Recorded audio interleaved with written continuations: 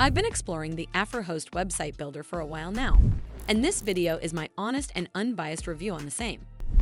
I'll cover all the main points, from key features to risks and considerations. So by the end of this video, you'll have a better understanding of this website builder. First, let's talk about what Afrihost website builder actually offers. This platform is designed to help anyone build a professional-looking website without touching a single line of code. It's part of Afrihost's all-in-one hosting ecosystem, so you can manage your domain, hosting, and website design under one roof. The idea is simple: pick a template, customize it with drag-and-drop tools, and publish. No web design experience needed. It's built for small business owners, freelancers, and even hobbyists who just want a site that looks clean and modern without all the tech headaches. Now let's discuss what works well. Afrihost's biggest strength is convenience. Everything is neatly integrated, and the dashboard is intuitive.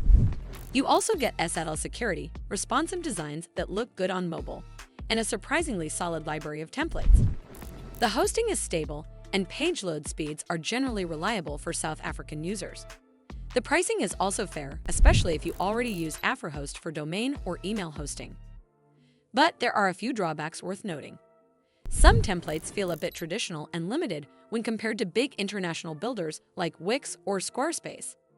Advanced customization options are also a bit restricted. You won't get full design freedom if you're aiming for something completely unique. And while the support is friendly, response times can vary during peak hours. Overall, Afrihost website builder is a good fit if you value simplicity, local support, and affordability over cutting-edge design control. Well, that's all for this video. I hope you found this video helpful. And if you did, make sure you give this video a super thanks by clicking on the heart icon to help support the channel, and don't forget to hit the subscribe button. We'll see you in the next one.